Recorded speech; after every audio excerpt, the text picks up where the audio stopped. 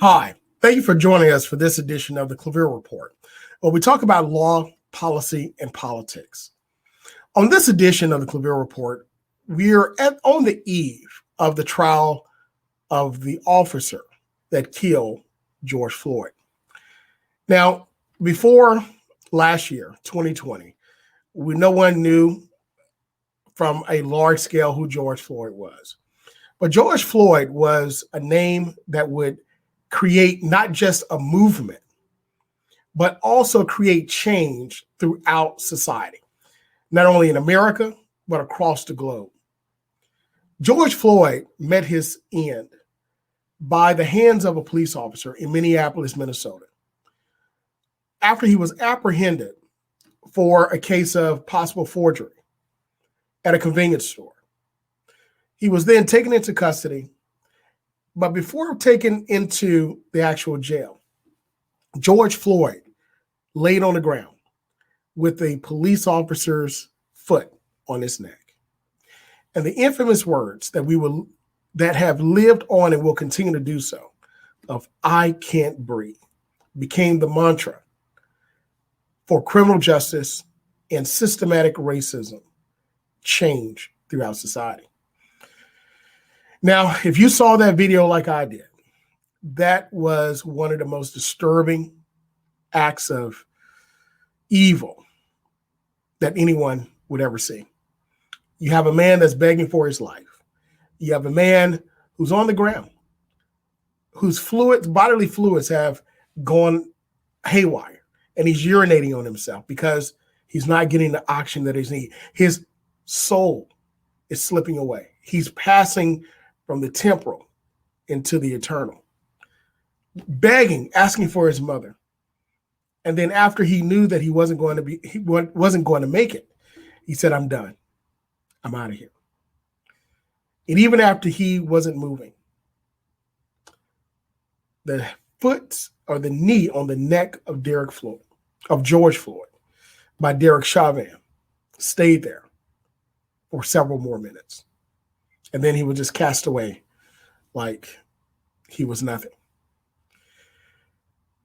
Even thinking about it now, at the eve of the trial of Dyer, where they are going to pick the jury, and then 2 weeks later start the trial itself, it to me, I mean, I have emotions that are stoked by that image, just talking about it.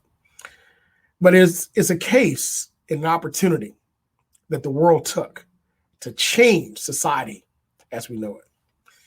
But the case of George Floyd, unfortunately, in America, is not one that is a single case. It's not one that I would say just happens every now and then. But whether it's George Floyd in 2020, Eric Garner, Trayvon Martin, Ahmaud Arbery, and many, many others, and Brown, these things have happened over the course of time, and they continue to happen all the way back to Rodney King. But I want us to take a look very quickly at a short BBC report that outlines and tracks this as we look at the criminal justice system and bias against African Americans. Take a look. Protests, fury, anger, hurt spilling out across America and around the world. The cause: racism, police brutality, inequality. George Floyd was a 46-year-old father who was stopped by police in Minneapolis on the 25th of May, suspected of using fake money to pay for cigarettes. A white police officer was seen kneeling on Mr. Floyd's neck as he was pinned to the ground. He repeatedly cried, "I can't breathe." He was held down for 8 minutes and 46 seconds. After 6 minutes, he stopped moving.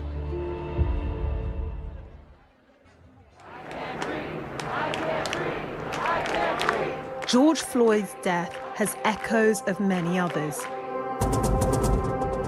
Trayvon Martin was shot and killed by a man in Sanford, Florida, as he walked alone one evening. George Zimmerman was eventually charged but found not guilty. The acquittal led to public outrage and the beginning of the Black Lives Matter movement. 18-year-old Michael Brown was fatally shot by police in Ferguson. Eric Garner was choked by a police officer. His dying words were, "I can't breathe." And there are more.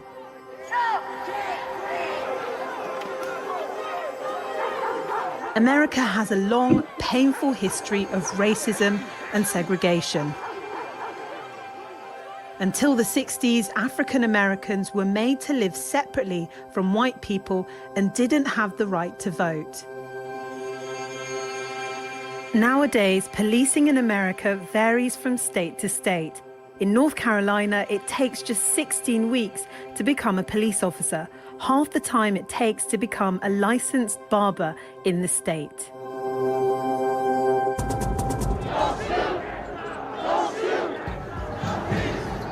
Racism and inadequate training in a country awash with guns are a toxic mix.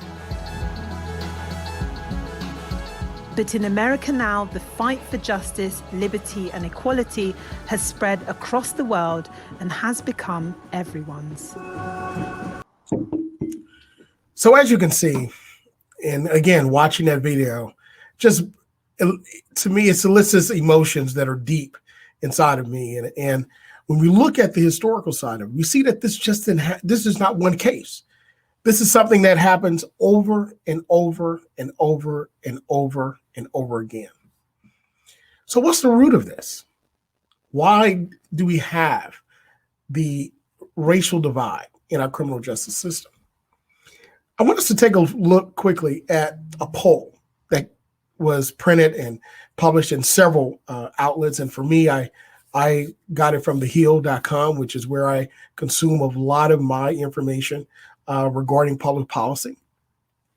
Also, C-SPAN 1, 2, and 3, where you can watch it, things as they happen, both on Capitol Hill, in the House, and the Senate, the Supreme Court, and also policy studies. And again, I'm one that loves, as a professor, I love conferences and symposiums, and I learned quite a bit because these are experts that have done the research and not media personalities that are saying things for a gotcha moment or something of that nature. But I want to take a look at this poll because from the time of George Floyd's death, his murder, and I'm calling it a murder because it was. We saw it. It was. It wasn't negligence. It was absolute murder. From the time of his murder, we see to now, which is 10 months, approximately 10 months before his trial, we see, according to this poll, that the number who think that George Floyd's death was a murder is down more than 20%. That's right.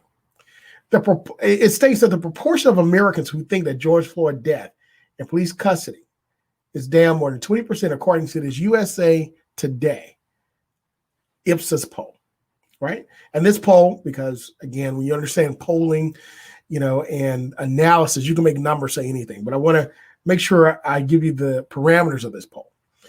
This poll surveyed 1,165 adults online between March 1st and 2nd, and it has a margin of error of 3.3%. But the margin of error is not really going to be an issue because the numbers that deviate are so large. So that's not going to be an issue.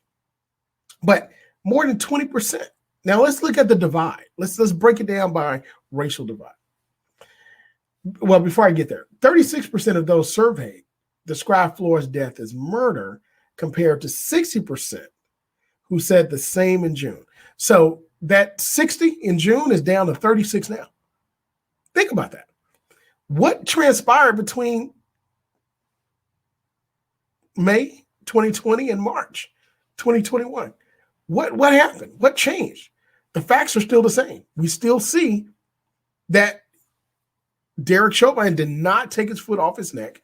We still see the video shows what it shows. We still see the body camera what it shows. Then what actually changed? Let's take another look here. 17%, according to this poll, said that they didn't know how to describe it, compared to 4% that said the same thing last year. So 4% said, I don't know how to describe it.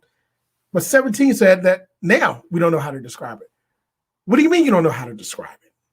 It was a man who was detained. He had handcuffs. He wasn't running anywhere. He wasn't being belligerent. He was just simply saying that he can't breathe. He's claustrophobic. So what you do is you call a paddy wagon, is what we used in the name back in the day. You call it a paddy wagon, and you put him in a larger transporting vehicle. Seems easy enough.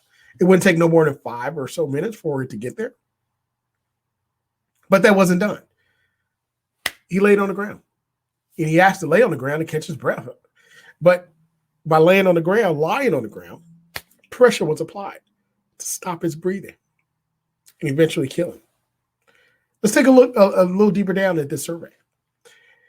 It then said that 8% said it was an accident, as opposed to 3% in June. Let me see. An accident is negligence. I'm a licensed attorney. I practiced trial law and tort injuries and tort claims. And I understand what negligence is, and I understand what an accident is. That was not negligence. That was not an accident. I'm telling you that right now. The officer knew exactly what he was doing. He received warning. Okay.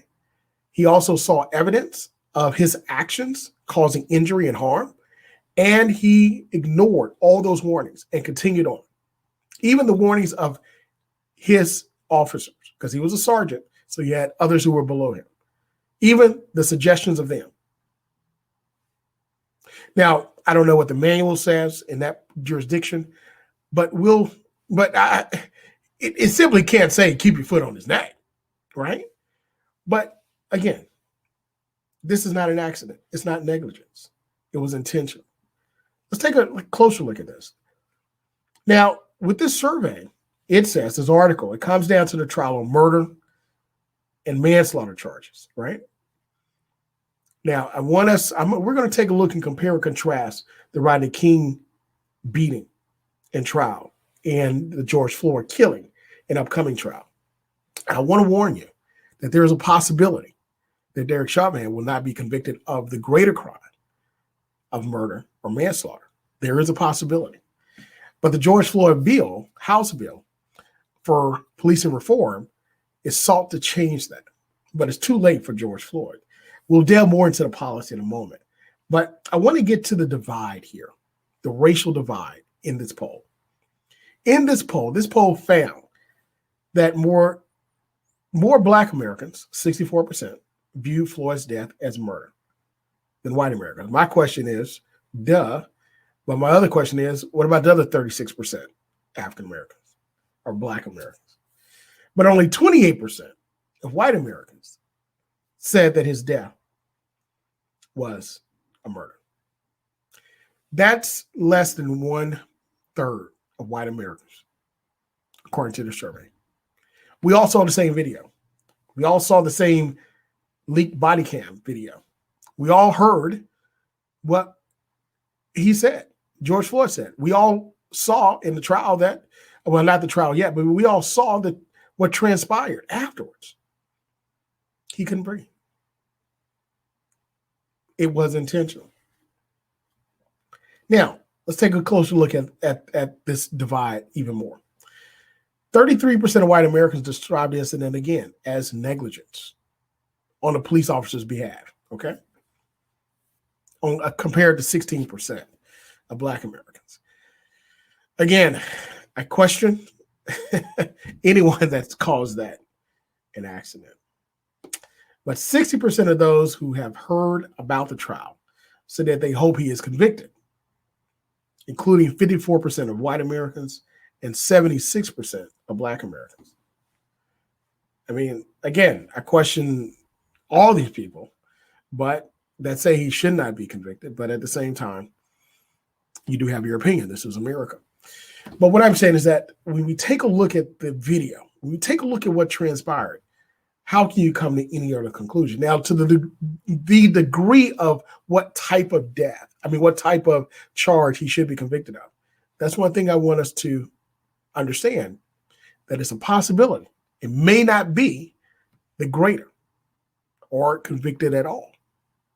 And it may be that he served enough time that he may get out for quote unquote time served, which, by the way, he's out on bail right now. But let's take a look at what happened almost 30 years ago at this point.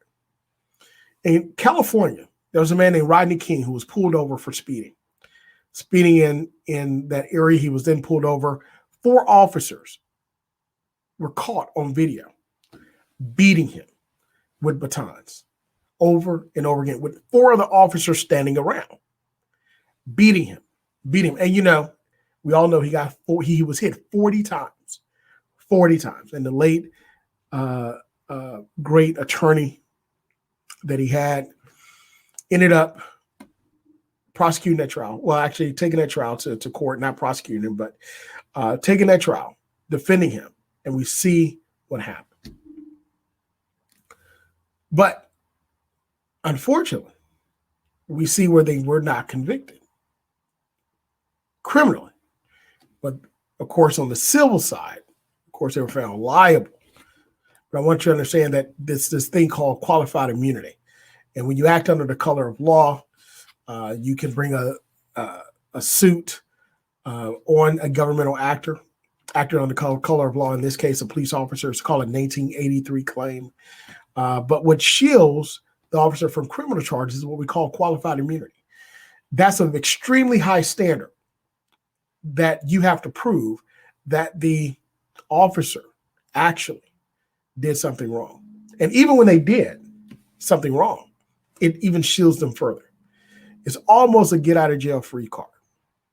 It's the ultimate protection that anyone can have. But in the Rodney King case, you had video. I mean, there was, if anyone saw that video, you could not come to any other conclusion, but they were punishing him. Now, if he was erratic, the way that they described him to be, if he was not cooperative, if he was, quote unquote, they knew he was hyped up on drugs and so forth, quote unquote, they knew. How can you know without a toxicology report? Then all you have to do is detain him. You could hog tie him. You had 8 officers there, and they could have transported him in a police car or transported him in a, what we call now, again, like I said, a paddy wagon, a larger transport vehicle. But they hit him 40 times with a baton. That is a very hard wooden stick that is reinforced. 40 times. And with all of that video information, with all of that, and by the way, the gentleman that caught that had just gotten that video camera for his birthday. And he was just trying it out and happened to just catch that beating. And they ended up meeting each other at a gas station, ironically, after everything was over with. But after that, after seeing the video, there's no other conclusion you can come to that they were almost trying to kill him. But we all know he got off. The police officers got off. And we know now of the Rodney King or the LA riots that happened, that they're calling it civil unrest. And we see what happened. And the country was split across racial lines, even then.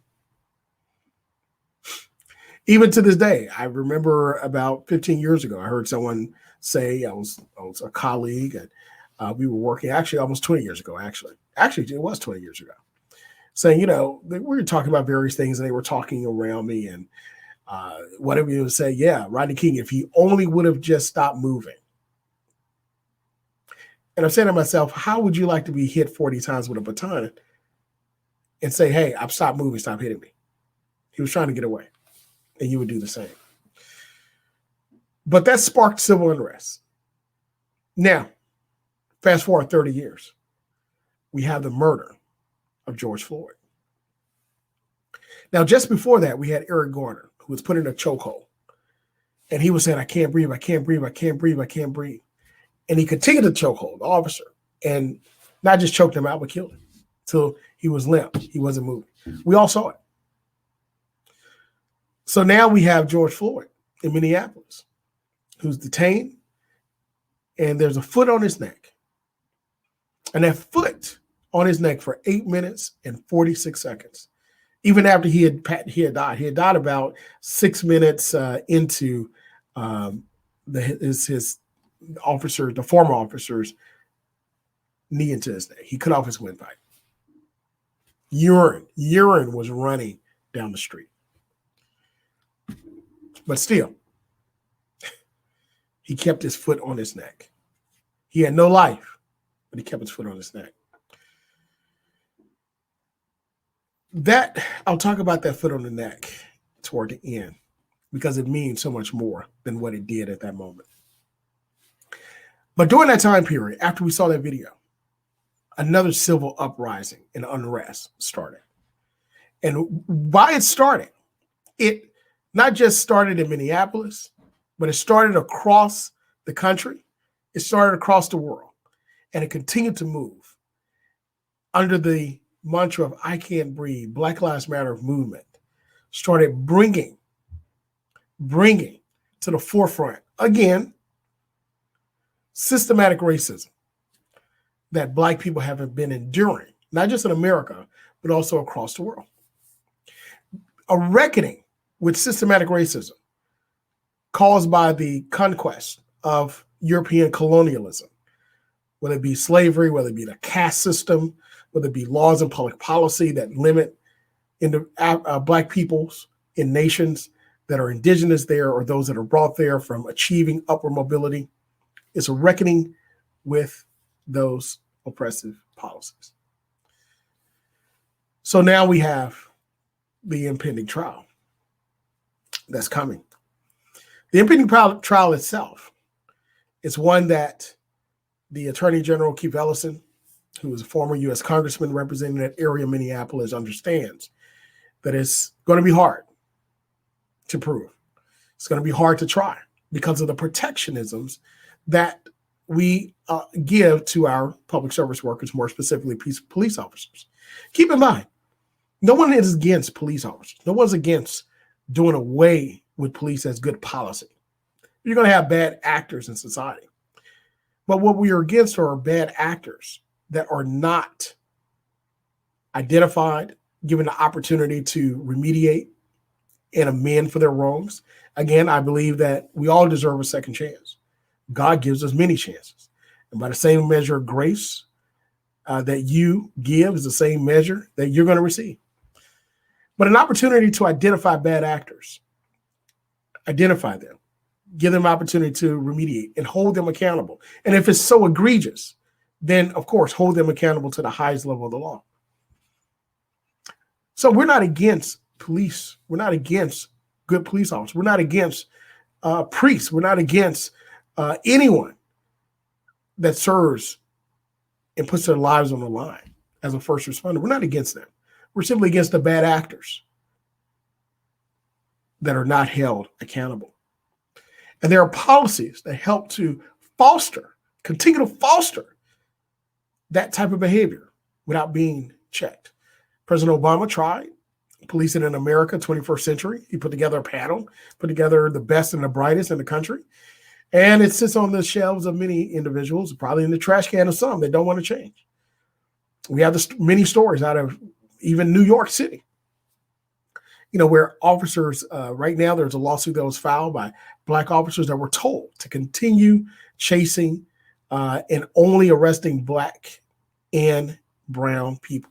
Even if you see someone who's white, someone who's Asian, let them go.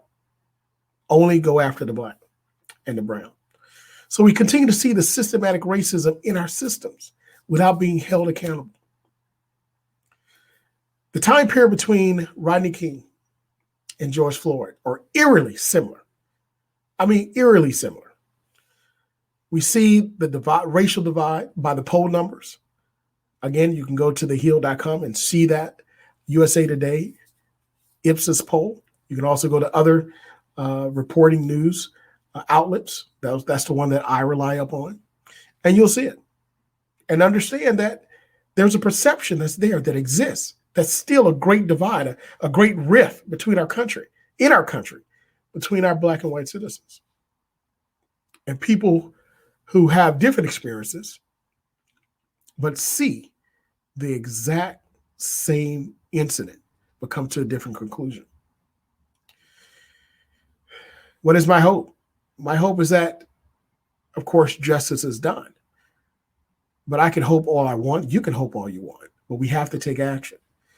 One thing that has taken place in Congress is a George Floyd bill, the policing bill itself. The policing bill is one that holds police accountable, addresses accountability measures by creating funds for independent investigations. Secondly, it also does away and limits qualified immunity in many cases. And finally, it also addresses these very hard issues as it relates to communities in police. This is something that's been needed. This is something that we've also tried. The question is, will we finally make the change? But change can only come if we are honest with ourselves as a nation and say that we failed some people. We failed the least of us, and not least in the matter of humanity, but least in the matter of opportunities. And we have to correct that. But it takes the ability for people to look in the mirror and be honest with themselves. You have to be truly honest with yourself when dealing with these issues. But honesty takes courage, because courage means that there are obstacles in the way that you understand can limit you, that you understand can stop you, and you understand can even destroy you. But still, you have the courage to continue, knowing that the odds are against you.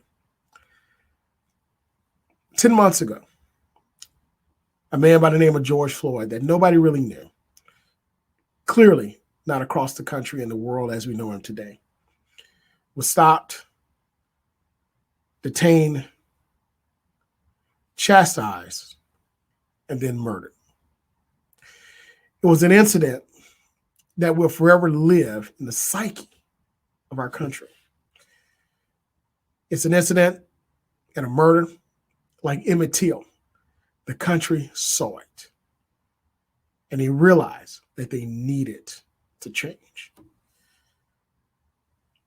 Emmett Till was a long time ago. Many people are not alive when Emmett Till was murdered. But we're alive now when we saw the murder of George Floyd. We're alive now when we saw the civil unrest and uprisings that took place in Minneapolis, Minnesota, that took place across the U.S., that took place across the world. We're alive now when there are many that understand that the protections that police officers have when they are acting bad, and anyone acting under the color of law, are hard to overcome when holding someone accountable. We're alive now when there is a police reform bill bearing the name of George Floyd that will help us to start to chip away at protections that give bad actors, again, bad actors, a shield from any type of accountability. We're alive right now as we reckon with our systematic racism. The knee on the neck of George Floyd did not just represent his death, but it also represents the knees on the necks of our Black and brown people who have been saying for decades and centuries, I can't breathe. We're alive now where we can say, we can take the knee off of the necks of our people and finally have the opportunity to breathe. Thank you for joining us for this edition of the ClaVille Report, where we talk about law, policy, and politics. We'll see you next time.